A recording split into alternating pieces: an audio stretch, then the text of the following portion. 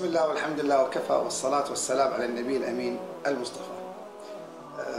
سمعنا وايد عن الإغاثة، وسمعنا عن الفقراء، وسمعنا عن حاجات الناس الحقيقة في الدول الفقيرة. ويمكن بعضكم مثلي، أنا واحد من الناس اللي أسمع وحتى لو مشاهدات عندي، لكن مو بالصورة اللي شفناها أمس. ولقيت نفسي في جيبوتي، ولقيت نفسي في رحلة أعتقد راح تكون رحلة مفصلية في كل حياتي. هناك بلد فقير اسمه جيبوتي، ليس فيها لا نبت ولا ماء. لو كان للفقر يعني هرم، فأعتقد أن رأس الهرم راح يكون جيبوتي. تلك الأرض القاحلة، الأرض الجدباء، صعبة حتى بالوصف، ما أقدر، وحتى لو وصفتها ما أدري شو ممكن تحسون فيها. ما يقارب 1,000,000 مواطن، أغلبهم تحت خط الفقر. إحنا اللي نرميه أو نصرفه في يوم واحد يكفي أسرة كاملة لمدة شهر كامل. سمعنا عن خط الصفر، خط الفقر، تحت خط الفقر، لكن أنا أعتقد أنه أكو شيء جديد. هذه المشاهد لا يمكن أنساها. أشعر وكأن ضيم العمر كله والدهر كله محطوط في هؤلاء الأطفال وهم في هذا السن الصغير.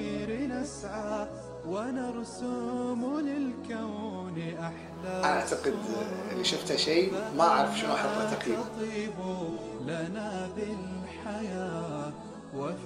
الدموع اللي ذرفت في هذه الرحلة أنا أتوقع أنها غسلت كثير من القلوب. لما تدخل داخل حياة إنسان عايش بمترين ب3 أمتار، هذا كل البيت، بيوتهم معاناتهم، فهي أكواخ حجرية يصعب أن يعيش فيها الإنسان. حتى كلمة عشة يعني يمكن أكبر من اللي كنا نشوفه، خرق وخام وحجر وأشياء مثل هذه. فهذا الكويخ حتى ما هو كوخ، مخرب من كل مكان، فالحر داخل والبرد داخل، إن كان في برد، والرطوبة داخل والغبار داخل، هم عايشين في شيء مثل هذا. لأن الفقر والكوارث تمر على الدول فترات معينة، أما جيبوتي فوضعهم دائم. الأكل غير متوفر. دخلنا بيت قطعة شحن من أثر معزة ولا من أثر تيس جافة. الكراعين عندنا يصرفون عنها وكل ناس ما يشترونها. هذا رجل معزة معلقة جافة، ما أعرف كم يوم أو كم أسبوع عمرها معلقة، لأن هذه الماكلة يوم من الأيام ما عنده شيء ياكل. سمعنا أيام النبي محمد صلى الله عليه وسلم وصحابته كانوا في سنوات المجاعة يأكلون الجلد. حسن قصة بعيدة يعني 1400 سنة أو أكثر. معقولة الآن ما زال في وجود كل التكنولوجيا والقرية الواحدة اللي يتكلمون عنها أكو ناس قاعدين يعيشون على جلدة، على فروة، على قطعة شحن.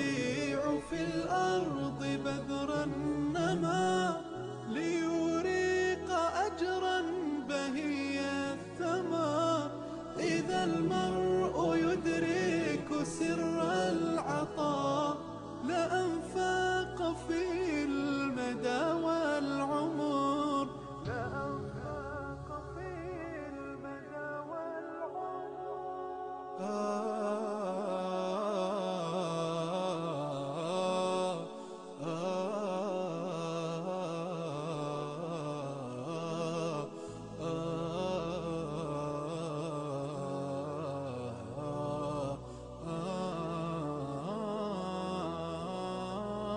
ما يشوف فيها حياة، لا مطر لا خضرة، وفي النهاية تطلع لك هذه القرية البسيطة اللي أول ما دخلنا هذا البيت تشوف بيت عبارة تقريبا عن 2 ب3، صخر، وحتى مو مغطى بشيء، يمكن مغطى بس بشوية من الحديد والشينكو البسيط، ونصه مو مغطى. يعني ما أدري شلون تتخيلون تشوفون الذبال الموجود هنا، تشوفون طريقة الأكل الموجودة هنا وطريقة المعيشة، الشباب والأطفال الموجودين شلون حياتهم. يعني الواحد صراحة لما يشوف هذا الوضع يتحمد الله عز وجل ألف مرة. يعني تحس بس قيمة النعمة لما تيجي في المكان، تقول الحمد لله على كل شيء، على كل حال. حياتهم جدا قاسية، كنت أحاول أقترب منهم على المستوى الإنساني، كنت أحاول أشوف ذلك الإنسان اللي عايش في هذه المعاناة، ذلك الإنسان اللي عايش في هذا الجوع، في هذا الفقر. 8 سنوات لم ينزل عليه المطر، وإن نزل خلال هذه السنوات فينزل يوم في السنة. أعتقد مشهد أنا مو هدفي، يعني مو طبيعتي إن حتى أنا ما ابتسم، بس مو قادر لأن الوضع خطر وأنا خايف. ليش خايف منها؟ أنا مو خايف عليهم، لأن الله سبحانه وتعالى أرحم فيهم مني ومنكم. أنا خايف من السؤال يوم القيامة لما الله سبحانه وتعالى يسألنا على بقايا القمامة اللي عندنا، على الحلويات اللي ناكلها. لكن مع هذا إذا الله سبحانه وتعالى سألني وسألكم شو بتقول؟ ما ندري، هذاك أول. لا ندري ونعرف وقاعد نشوف وقاعد نسمع وقاعدين نعايش. إذا أردتم فعلا أن تيسروا لأنفسكم السؤال عند الله عز وجل فأغيثوا هذه الأسرة. حلويات الأطفال كنا يعني حريصين، بعض الأحباب ويانا أخونا من البحرين جاي، فلما أعطى الطفل اللبانة أو العلشة اللي احنا نسميها ما عرف شو يسوي فيها. ألف باء جيم حياة أطفال غير موجودة، نعال ما في، حذاء ما في، ملاعب ما في، أرض خشنة بركانية جافة قاسية احنا ما عرفنا نمشي عليها احنا رجال. لابسين أحذية ولابسين جواتي رياضة، ومع ذلك كنا قاعد نتعثر ومو قادرين نمشي على الصخور الصعبة في ذيك البيئة. صخر يعني كلمة صخر كذي، كل صخرة أصغر صخرة كذي.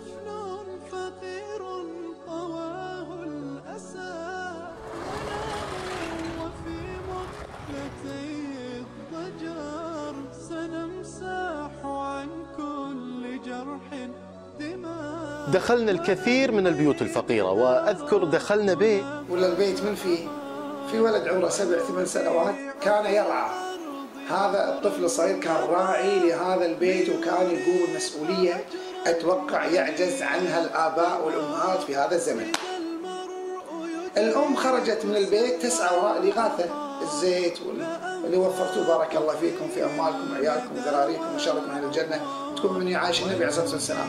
اللي انتم دفعتوها البيزات وصلت إلى القرى في الأماكن النائية في هذا المكان اللي أقول لكم عليه، وتتوزع. الأم رايحة والأبو يجول في الصحراء يدور رزقته. طيب من يقعد في هالبيت؟ فيه المعز قاعدين داخل البيت، وفي هذا الولد كان في حضنه أخته الصغرى 7 شهور. ابن الثامنة من عمره كان راعيا لطفلة صغيرة في حضنه، وكانت تشعر بالسكينة والهدوء. تقسيم أدوار في هذه الأسرة، لا جامعات ولا علم ولا شيء ولا تويتر ولا أجهزة ولا آيفونات ولا آيبادات ولا كمبيوترات، ولكن كان في تقسيم أدوار. الأم تصف في الدور عشان تجيب خبز، ومعها واحد من الأبناء يكون هو الحمال يشيل الأغراض، يلي ما تبي تشتغل في بيت أمك ولا أبوك ولا أهلك، واللي قاعد متمدد على رجلك ما تبي تشيل قلاص الماي، ما تبي تمد فراشك أو ملابسك. شوف ايش يسوي ابن الثامنة، جالس مع أهله الصغيرة في البيت يرعاها ولا يتحرك من مكانه. تقسيم أدوار في أسرة كهذه. حتى لما أنا شلت الطفلة بيدي بكت، ما أمنتني على نفسها وأنا الرجل الكبير، لكنها عندما عادت إلى أخيها الصغير شعرت بالأمان واطمئنان فسكتت، هدأت نفسها. تدرون اللي عنده التشينكو أو الصاجن هذا يعني يملك بيت. طبعا أيضا الحرارة، أو تعرفون لما يكون البيت من حديد والأرض من صخور بركانية، فهم عايشين في بركان دائم. مستحيل لي نتخيل أن هذا البيت هو بيتي، وأتألم بشدة لما أفكر أن في هالمكان يعيش إنسان. تخيل بأنه لو أنا مثلا وجدت نفسي في يوم من الأيام نزلت إلى هذه الحالة، هذه بالنسبة لي هي نهاية حياة. دققت في مواد بناء البيت، وجدتها تاير، شبك حديدي، تشينكو، خشب، يعني غير الأحجار، يعني مواد غير قابلة للاستخدام. يعني كل واحد فيكم يعني سكر عينه الشكل وتصور نفسك انت داخل هذا البيت. انت رايح تلتقي مع والدك في هذا البيت، انت رايح تلتقي مع والدتك في هذا البيت، انت رايح تلتقي مع اعز الناس في هذا البيت. ما ابي ازيد الصورة عندك. فكنا نتنقل من بيت إلى بيت، وقالوا لنا بأن ذاك البيت فيه امرأة بالأمس ولدت، فقلنا نروح نشوف هذه المرأة اللي ولدت. تقريبا تكلم عن صار لها يمكن 12 13 14 ساعة من يوم ولدت. كيف تتصور راح يكون شكل هذه المرأة التي تلد في مثل هذا المكان؟ أنتوا قولوا لي. يا سعاد، يا خولة، يا حصة، يا شيماء، يا ريم، يا مزون، يا مزنة، يا هيفاء، يا سارة، تصوروا يا بنيات ولادتكم اللي طافت كم شهر متمددة قبل الولادة، كم عيادة رحتوا، كم إبرة تثبيت خدتي، والولادة ايش خذت منك، كم صرخة صرختي، كم شخص دار مدارج، ايش صار عقب الولادة، كم يوم متمددين وحفلات الاستقبال، آلاف الدنانير تنقط في حفلة استقبال. تدرون شنو كانت حفلة الاستقبال اللي عندها؟ الله أكرمنا وأكرمني يمكن بالذات بينهم أن نزور هذه المرأة. تدرون كانت جالسة منتصبة الظهر، قاعدة مادة ظهرها وشايلة جنينها في حضنها، ما نعرف هي ولد ولا بنية، وما عندها ملابس، عارية وملفوفة أظن بحجاب الأم. فوجدناها جالسة منتصبة وحواليها طفلين ماسكين فيها، واحد يمكن من يمين وواحد من يسار، وبحضنها أيضا رضيعها اللي توه والدتها. والد ما صار لها 24 ساعة، لا طبيب ولا ممرض ولا معين ولا أم ولا أب ولا أحد يمسح على رأس الأم، لكنها قاعدة وشايلة رضيعها وحامد الله وشاكرته. دخلنا فسألت سؤال أبي أسوي شيء غير، أذنت في إذن الجنين، فلما سألوها قالت لا ما حد أذن، قلت اسمحي لي يا أمي أني أنا أذن، فأجازت لي هذه المرأة أني أنا أحمل الطفلة أو الطفل وقت أنا ما كنت أعرف. فلما حملناه سبحان الله سكنت هادية، لا بكت ولا تحركت اليوم، وعاري لقيت الجسم ما عليه والذبان عليها الصغيرة، يعني الله يرحمها. لا أنفاق في المدى والعمر. الله أكبر، الله أكبر، الله أكبر، الله أكبر. أشهد أن لا إله إلا الله، أشهد أن لا إله إلا الله، أشهد أن محمدا رسول الله، أشهد أن محمدا رسول الله. حي على الصلاة، حي على الصلاة، حي على الفلاح، حي على الفلاح. الله أكبر، الله أكبر، لا إله إلا الله. فأكرمني الله سبحانه وتعالى وأكرم حضوري أن نؤذن في هذه الأرض، في هذا المكان اللي ما فيه إلا الحياة القاسية، فأذنت في إذنها اليمنى، طبعا عرفت الابنية، وأذنت في إذنها، أقمت في اليسار، ثم سألنا الأم ما اسمه، ظننا أنه ذكر فقالت مؤمنة.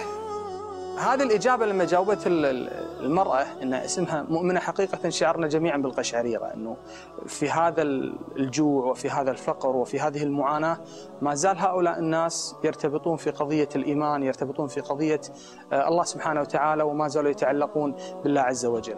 مؤمنة هو مثال واحد للعديد من الأطفال الذين نشاهدهم في جيبوتي وفي صحاريها القاحلة.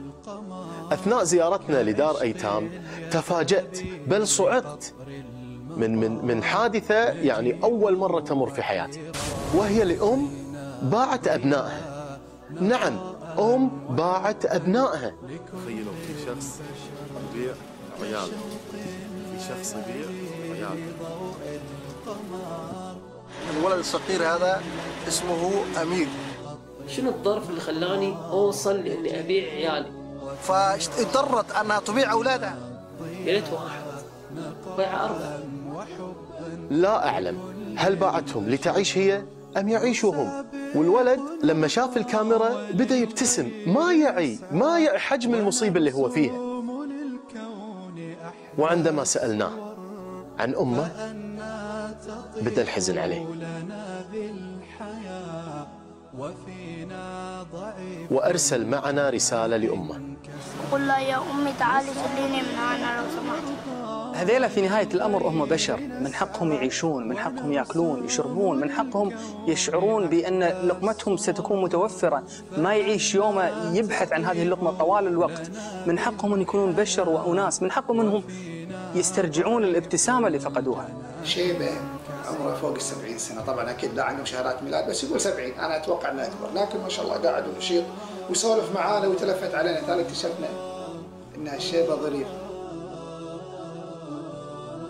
عايش حتى لو عمره فوق 70 سنة، لكن قاعد يعيش اللحظة. لكن قال كلمة يعني ضربت براسي: عندما يزورنا العرب نشبع. يا هي كلمة يعني شهادة من إنسان في هذا العمر يشهد لكم يا أهل الخير اللي خليتوا هالدينار يطلع من جيوبكم ما نقص مال من صدقة أو ما نقصت صدقته من ماله، كما قال عليه الصلاة والسلام. فعلا حقيقة في حياة هذا الإنسان يشهد لكم، ترى أنتم ما سمعتوا بس أنا سمعت، وإخواني يسمعون. تدري وش قلت له؟ إذا أذن الله عز وجل تشبع. وعقب عاد قعدنا نسولف يا دكتور محمد، فقلنا له يعني ليش انت حرصت على هالعباره؟ قال انا ما بغيت انه يستقر في اذهانهم وفي انفسهم بان قضيه المعونه والغوث والرحمه اللي قاعد تاتيهم مرتبطه بالعرب، وانما مرتبطه بعون الله عز وجل ونعمه الله عز وجل. فاللي منكم فعلا يشعر بالمسؤوليه، الايتام بحاجه الى كفاله، الفقراء بحاجه الى اللقمه. يعني المساهمه بشيء بسيط، هذا الشيء راح يسد يعني رمق الكثير من الفقراء هناك. لا تبخلون يا جماعة، لا تبخلون بأقل القليل، يؤثر ينقذ حياة أناس بشكل ما تتخيلونه. 50 فلس، 100 فلس على 100 فلس على 100 فلس تشكل فارق ما بين الحياة والموت. حياة ما فيها أي حياة، حياة خالية من الحياة، حياة معدومة من أي حياة، حياة ليس بها حياة.